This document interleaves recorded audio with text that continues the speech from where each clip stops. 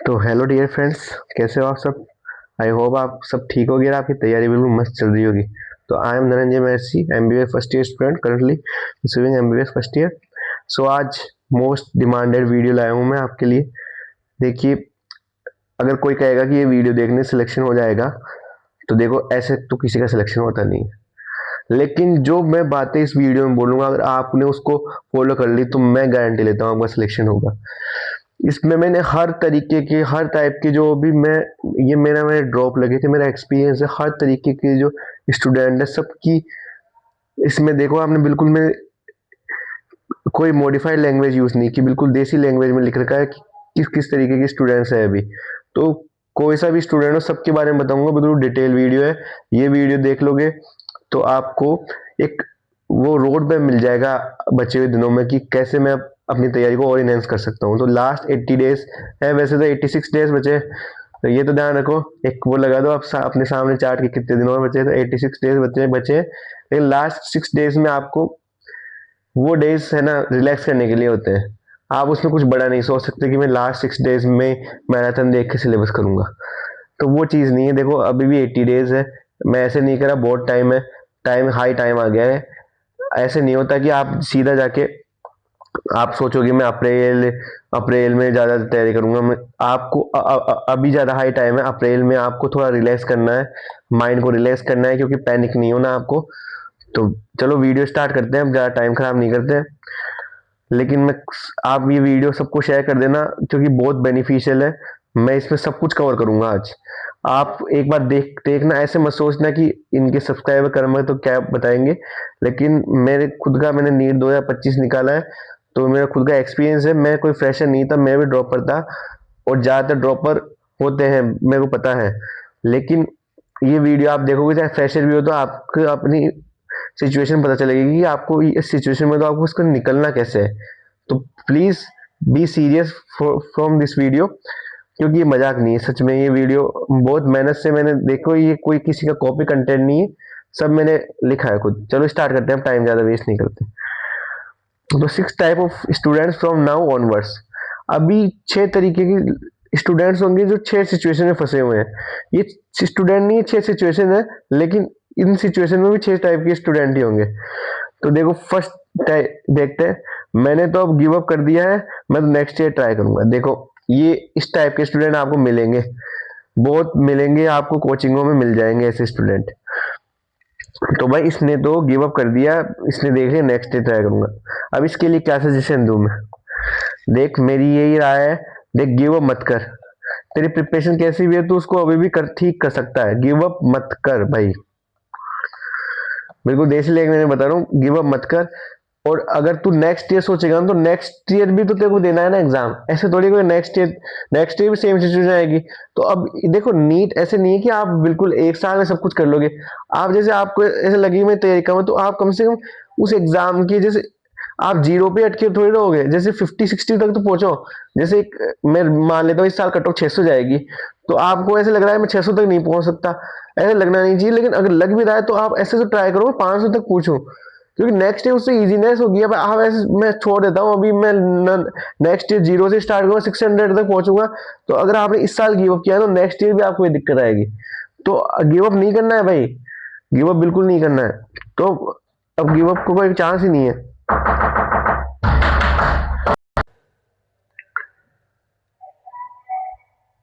कुछ डिस्टर्बेंस आ गया था शायद, तो अपन कहाँ थे। गिव अप नहीं करना भैया आपको। मैंने तो नेक्स्ट ईयर का नहीं सोचना अभी से। अभी आपको जब तक 3 मई को एग्जाम है, तब तक नेक्स्ट ईयर के बारे में बिल्कुल नहीं सोचना। जो होगा अच्छा होगा, ऐसे गिव अप नहीं करना। मैंने ऐसी सी स्टोरी सुनी है, मैंने खुद ने नहीं निकाला, लेकिन मैंने सुनी है जिन्होंने 4-4 महीने में निकाला है नीट। ये सब आपकी डेडिकेशन पे डिपेंड करता है। गिव अप नहीं करना, मैं मोटिवेट नहीं कर रहा, सच में गिव अप नहीं करना। अगर आप, क्या भरोसा आप उस 90%, जैसे 600 पे कट हो जाएगी, 500 तक पहुंचते पहुंचते आप 600 तक भी पहुंच सकते हो। गिव अप तो बिल्कुल नहीं करना, ये तो सबसे गंदी राय है। तो अब देखते हैं नेक्स्ट, दूसरा टाइप के स्टूडेंट। तो गिव अप तो किसी भी केस में नहीं करना, गिव अप तो करना ही नहीं है। तो दूसरे में ऐसे लग रहा है ऑलमोस्ट एंड सा हो गया, कॉन्फिडेंस बिल्कुल लोवेस्ट पे है।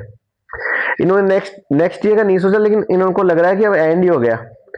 तो मैं देखो आपको क्या कहूँ, आप है ना 1 मिनट 24 घंटे का एक दिन होता है ना, तो आप 12 घंटे रिलैक्स हो जाओ, कुछ मत पढ़ो उनमें, एक बार रिलैक्स हो, प्लानिंग करो, रोड मैप बनाओ कि अब मुझे आगे क्या करना है। ये तक अभी तक का आपका जर्नी होगी, पास्ट के बारे में नहीं सोचना। अपन क्या है, मेरा भी यही था कि पास्ट में उस टाइम ये कर लेता वो कर लेता, नेवर नेवर, ये चीज है ही नहीं। पास्ट गया तो गया, पास्ट का किसी के लिए नहीं है वापस।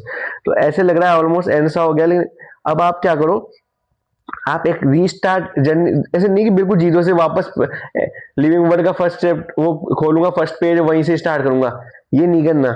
आप पहले वो टॉपिक करो जो आपको थोड़ी इजी लग रहे थे 1-2 दिन, फिर वापस एक प्लानिंग करो, प्रॉपर प्लानिंग आप कर सकते हो अच्छा।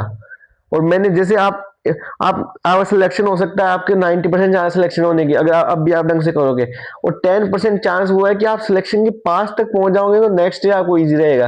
अगर आपका अल्टीमेट टारगेट नीट ही है तो देखो गिव अप नहीं करना। ये मैं ऐसे नहीं करा कि 2 महीने में आप बिल्कुल ऐसे जीरो से हो, आप बिल्कुल पूरा 720 नंबर ले आओगे, वो सब फर्जी बातें हैं, और ऐसी वीडियो मत देखा करो आप। यहाँ पे मैं रियलिस्टिक बात करने आया हूँ, फर्जी बात नहीं करने आया हूँ, क्योंकि ऐसा होता नहीं है ये सब फर्जी बातों में।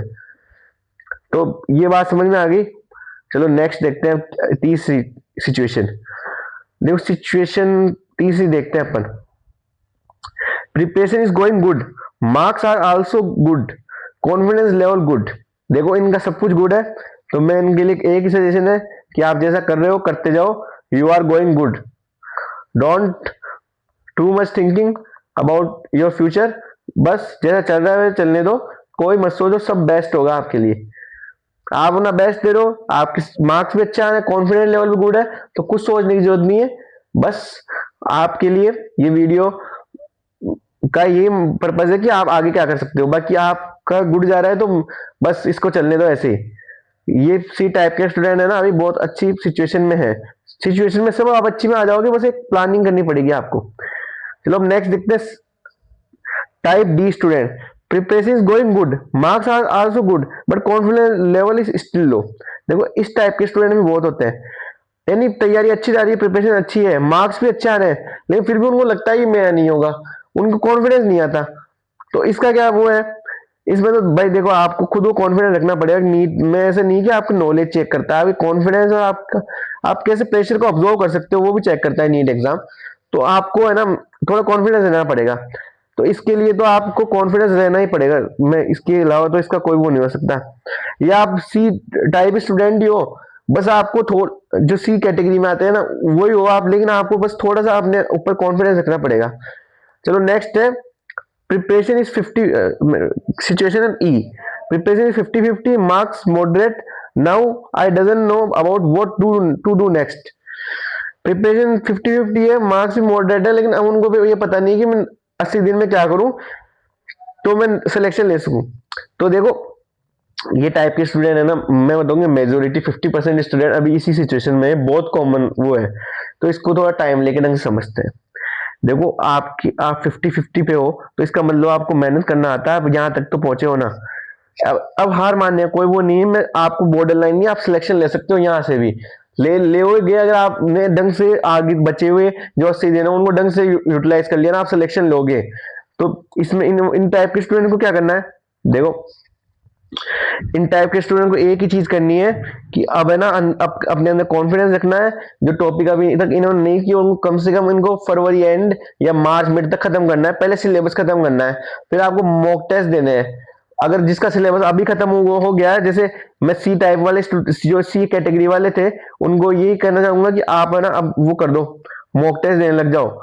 अभी डेली नहीं दे सकते तो अल्टरनेट डे में तो देने लग जाओ आप मॉक टेस्ट।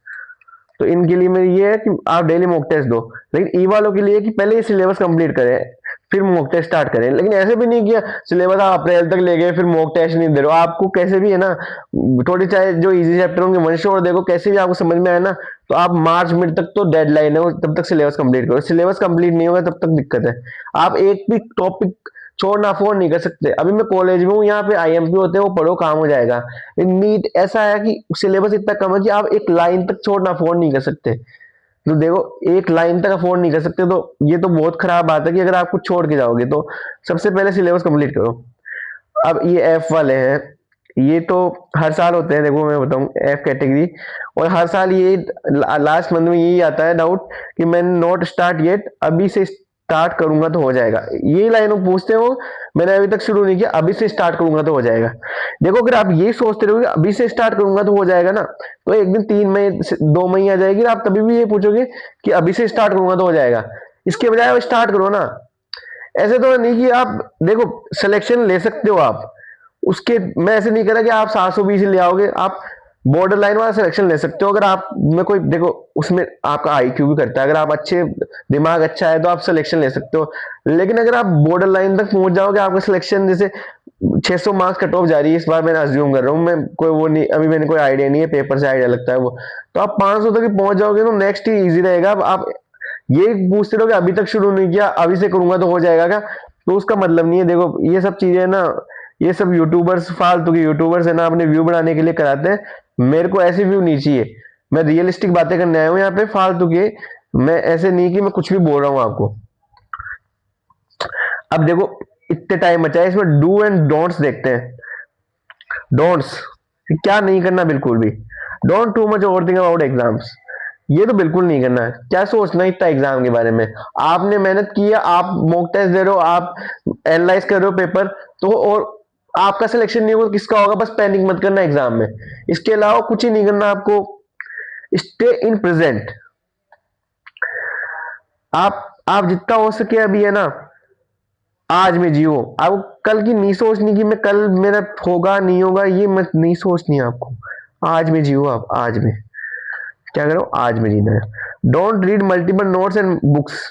अभी आपको ऐसे नहीं कि मेरा दोस्त तो यार वो नोट्स पढ़ रहा है, वो एलन के मॉड्यूल पढ़ रहा है, आकाश की टेस्ट सबकी देनी है आपको। थोड़ी मल्टीपल टेस्ट का फायदा होता है, लेकिन वो आकाश के मॉड्यूल पढ़ रहा है, वो पीडब्ल्यू का मॉड्यूल पढ़ रहा है, वो उस सर के नोट्स पढ़ रहा है। नहीं नहीं, आपने जो अब तक पढ़ा है वो पढ़ो, और अभी आपने कुछ सब्जेक्ट बचे हुए हैं तो उनमें आप एक टीचर पकड़ लो, वन शॉट भी देखना है उसी के, देखो सारे लेक्चर, क्योंकि उससे कंटिन्यूसली और फ्रीक्वेंसी अच्छी रहती है। तो देखो ये don't watch anyone lecture on YouTube. कभी किसी का ये लेक्चर देख लिया 1 घंटे का, फिर नीचे देखा ये तो इससे भी मस्त है, ऐसे करोगे तो नहीं होगा सिलेक्शन। पहले कह रहा हूँ आपको, अभी थोड़ा वो होना पड़ेगा आपको। लेक्चर्स है ना, देखो मैं भी अभी एनिमल किंगडम की एग्जांपल्स की सीरीज चला जाता हूँ, आप वो देखो। मेरे को भी याद नहीं होते, मैंने मोर्फोलॉजी के एग्जांपल कराए एक वीडियो में, आप वो देखो। देखो मैं उसमें भी मैंने ऐसे नहीं कि किसी का कॉपी करके किया था, सब ट्रिक्स थी, मैंने लास्ट ईयर मेरी यूज आई थी, मेरे को खुद को याद नहीं होते थे इसलिए कराया। एनिमल किंगडम सिलेंटेड एग्जाम्पल याद है, कितना मुश्किल है वो ट्रिक से बताया, कितना इजी पड़ गया, देखो सही शॉर्ट्स में डाल रखे हैं। अब आप चाहते हो कि 15 सेकंड में करा दो, वो 1 मिनट की वीडियो है भाई, 15 सेकंड में कैसे करा दू उसको। अब उसमें गाना लगा दू, उससे मतलब थोड़ी होगा, बताया है पूरा यार। देखो जाके देखोगे तभी समझ में आएगा ना। चलो अब नेक्स्ट देखते हैं, revision strategy. Does revision strategy में, revision strategy offline test series. अब आपके पास अभी तक आपने कोई ऑफलाइन नहीं की, अब ज्वाइन कर लो ऑफलाइन टेस्ट सीरीज, जरूरी है जरूरी। देखो इतना महंगा तो, अगर आपके पास थोड़ी आपकी बजट में आपकी, मैं समझता हूँ सबकी प्रॉब्लम होती है, तो आप बताऊँ क्या करो। आजकल टेलीग्राम नाम का ऐप सुना होगा, उसमें सबके पेपर पड़े हुए हैं, उसका प्रिंट आउट जीरोक्स निकलवा के देने लग जाओ, ओमार ले आओ, उतनी तो कमी किसी के पास नहीं होती। देखो उसमें मैक्सिमम आपके, आप कम से कम 15 20 25 पेपर निकल लाओगे 1000 रुपए में, और ओमार के साथ, तो ये तो करो। और schedule strategy and proper planning. अब ऐसे नहीं कि कभी मैं बॉटनी पढ़ रहा हूँ और 2 मिनट बाद याद आया कि जूलॉजी में वो चैप्टर बाकी है वो पढ़ लेता हूँ, फिर फिजिक्स का एक फॉर्मूला याद आया उस पर क्वेश्चन करने लग गया, केमिस्ट्री की नेम रिएक्शन याद है उसके ऊपर जाके उसके एग्जाम्पल देने लग गया। ऐसे करोगे ना तो नहीं होगा, आपको बिल्कुल schedule strategy and proper planning करनी है। अभी मैं देखो रियलिस्टिक बातें कर रहा हूँ, बिल्कुल फालतू की बातें नहीं करनी मेरे को, अभी हाई टाइम है बिल्कुल। अभी मैं फालतू की बातें करके आपका टाइम ही खराब करूंगा, रियलिस्टिक बात करनी है। देखो don't complicate things, try to keep it simple. ये अगर ये कर लिया ना आपने, अगर आपने अभी तक अच्छा किया है, मैंने जो सी कैटेगरी और डी कैटेगरी वाले स्टूडेंट थे उनको यही कहना है कि कॉम्प्लिकेट मत करो थिंग्स को, try to keep it simple. आपने अच्छा किया है तो ऐसे ही करने दो, कॉम्प्लिकेट मत करो चीजों को फालतू में। कॉम्प्लिकेट से फिर एग्जाम में दिक्कत आती है, मैंने देखा है कईयों को शुरू के टेस्ट में आखिरी तक आते रहते हैं नंबर 700 आखिरी के 1 2 महीने पता ही नहीं कुछ किसके कौन से बाबा ज्ञान ले लेते हैं और सब कुछ खत्म कर लेते हैं। ऐसा मत करना। रेट्रोग्रेसिव टेक्निक क्या होती है, इसका यूज करो। देखो अभी तक आपने क्या करते थे कि चैप्टर किया आपने, देन आप जाते थे उसकी क्वेश्चंस पर, ये स्ट्रेटजी होती है स्टार्टिंग में। अब आप क्या करो, जैसे आपका पढ़ाई में मन नहीं लग रहा, कुछ भी नहीं करा, तो आप उठाओ किसी भी रैंडम चैप्टर के। अभी तक देखो आप, मैं जिसने पढ़ रखा है ऑलमोस्ट उनकी बता रहा हूँ मैं, जो 3 कैटेगरी वाले थे, जिसमें एक सी कैटेगरी, डी कैटेगरी, और 50-50 वालों को भी ये है कि आप उठाओ कोई चैप्टर, उसकी क्वेश्चंस करो, जो क्वेश्चन नहीं बन रहे उसकी कॉन्सेप्ट देखो, फॉर्मूला देखो, ऐसे करो। इससे टाइम भी बचेगा और इससे एक्टिव रिवीजन होगा आपका। समझ गए?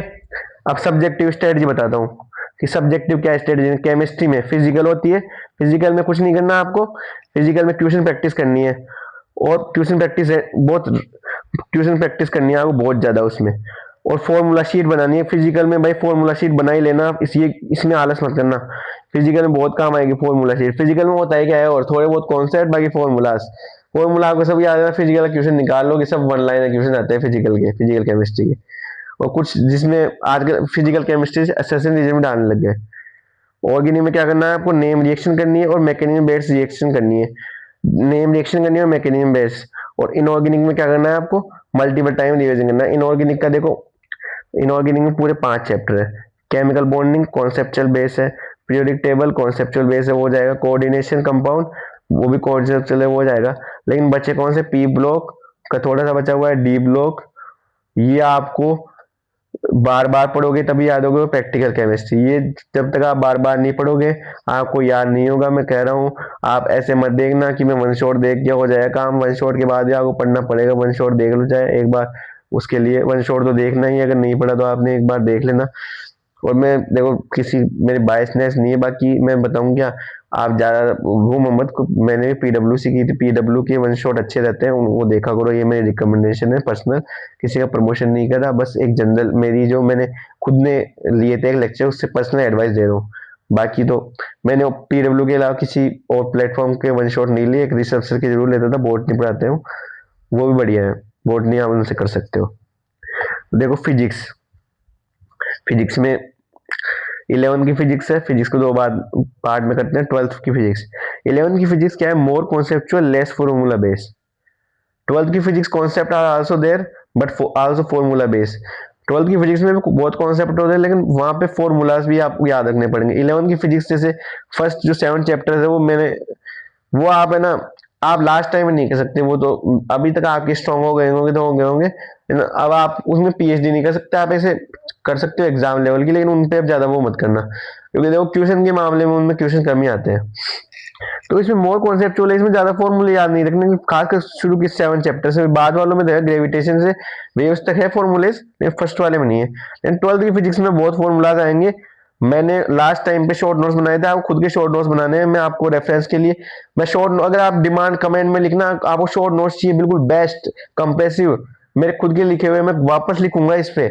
आप अगर डिमांड तो करो, मैं आपको कोई भी किसी भी टाइप की चीज या वीडियो चाहिए तो आप कमेंट्स में लिखा करो, मैं लाऊंगा। अभी सब्सक्राइबर कम है तो मैं हर एक जितना मेरा सब्सक्राइबर है ना, उसकी हर डिमांड पूरी करूंगा। बस आप बताओ तो सही, आप बताओगे तब समझ में आएगा ना मेरे को। तो 12th की फिजिक्स में फॉर्मूलाज आपको याद रखने हैं।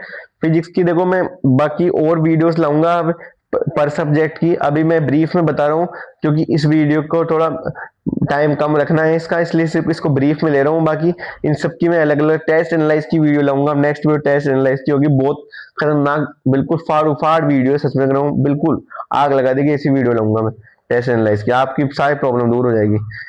बायोलॉजी, देखो बायोलॉजी क्या करनी है, बायोलॉजी में तो मैं क्या बताऊं, बायोलॉजी तो आपके सबकी फेवरेट है ही, फिर भी देख लेते हैं। Only conceptual study of NCERT. अब देखो एक्स्ट्रा नोट्स इस बार नीट में क्या आया था, कोई मेरे को ऐसा नहीं लगता कोई क्वेश्चन एनसीईआरटी से बाहर आया था, और एक क्वेश्चन आया होगा ना, वो ऐसे पूछे थे बीच में, उसमें से जो साइंटिस्ट होते हैं उनमें से पूछे थे, तो वो तो आप पढ़ लेना। बाकी कोई एक दो क्वेश्चन दे, वो एनसीईआरटी कॉन्सेप्ट ही थे। आप कॉन्सेप्चुअल पढ़ो ना, ऐसे नहीं कि मैं एनसीईआरटी खोल लिया कुछ पता ही नहीं है रट रहा हूँ उसको। किसी टीचर से पढ़ो, पहले उसके कॉन्सेप्ट समझो, उसके जो टीचर ने पढ़ाया उसको एक बार नोट्स को रीड कर लो, ऐसे गो थ्रू हो जाओ, फिर एनसीईआरटी पढ़ो ना, मजा ही अलग आएगा। और कोई फालतू क्वेश्चन नहीं करने, सिर्फ पीवाईक्यू करने और एनसीईआरटी बेस्ड क्वेश्चन करने आते हैं। एनसीईआरटी बेस्ड क्वेश्चन यार, असेसन रीजनिंग स्टेटमेंट वाइज करने क्वेश्चन बहुत कराते हैं आजकल। आप आकाश के भी देख लेना, वो एनसीईआरटी नोयो एनसीईआरटी आती है। अभी ये है टाइम टेबल, ये तो आपको टाइम टेबल बता दो हमें टाइम टेबल तो भाई ऐसा है कि सबको चाहिए टाइम टेबल, क्या करना है, लेकिन फॉलो कोई नहीं करता। तो मैंने क्या लिखा है टाइम टेबल में, मिनिमम 10 to 12 हो स्टडीज, ये लिखा है मैंने। अब मैं किसी, देखो हर बंदे की दिनचर्या अलग होती है, नहीं उसका शेड्यूल अलग होता है, वो कितने बजे उठता है, ऐसे सबकी मैं, आप खुद बना सकते हो टाइम टेबल। ये तो देखो इसकी मैं टाइम टेबल, कोई किसी का एक फिक्स टाइम टेबल नहीं हो सकता, लेकिन मैं आपको जन वो दे रहा हूँ कि आपको मिनिमम 10 से 12 आवर्स की स्टडी करनी पड़ेगी। ये हाई टाइम आ गया। अब मैं ऐसे नहीं बोलूंगा कि आप 5 घंटे पढ़ो बेटा आपका हो जाएगा, बहुत अच्छी तरीके से चल रहे हो, नहीं नहीं भाई, क्योंकि आपको अप्रैल और मई में थोड़ा रिलैक्स होना है। उस टाइम आप ऐसे नहीं कि मैं रात को जग रहा हूँ पूरी 2 घंटे सो रहा हूँ, अभी आप थोड़ा स्ट्रेच कर सकते हो, बाद में नहीं, उस टाइम थोड़ा रिलैक्स हो जाओ। तो यही है कि टाइम टेबल 10 से 12 घंटे पढ़ना है आपको। तो बस इतना ही है वीडियो में। देखो मेरे को और चीजें बतानी थी, लेकिन मैं उनके लिए सेपरेट वीडियो बनाऊंगा, क्योंकि अपन एक ही वीडियो को इतना फ्लैक्स नहीं कर सकते। तो thank you for watching my video, listening me. अगर आप ये वीडियो देखोगे, मैं ये गारंटी ले सकता हूँ आप जिस लेवल पे हो ना, उससे आपको एक लेवल अच्छा फायदा ही मिलेगा। Thank you for watching video. अगर आपको वीडियो अच्छी लगी हो तो प्लीज यार लाइक शेयर सब्सक्राइब कर देना। आप सपोर्ट नहीं करोगे तो कैसे चलेगा बताओ, सपोर्ट करोगे तभी तो मैं ये चैनल और आपकी अपनी फैमिली डेवलप होगी। ये वीडियो बेनिफिशियल, अपने फ्रेंड्स को जो इस सिचुएशन में फंसे हैं उनको शेयर करो, लाइक करो यार, ऐसे थोड़ी होगा यार, अब करना ही पड़ेगा। मैं आपके लिए कंटेंट ला रहा हूँ, मेहनत करूंगा, मेरी भी अभी कॉलेज में स्टडीज चल रही है, लेकिन टाइम निकाल के लाना पड़ रहा है। तो प्लीज इसको थोड़ा सपोर्ट करो। Thank you. और मैं कह रहा हूँ आपको किसी भी तरह की वीडियो या कुछ भी जानना हो, आप कमेंट में टाइप करो, मैं उसके लिए पर्सनल वीडियो लाऊंगा, एक लाइव ट्यूशन आंसर भी रख लूंगा, उसमें आपको पर्सनल 1 to 1 बताऊंगा मैं। तो बस बोलो आप, मैं सब कुछ कर दूंगा अभी। ठीक है, थैंक यू।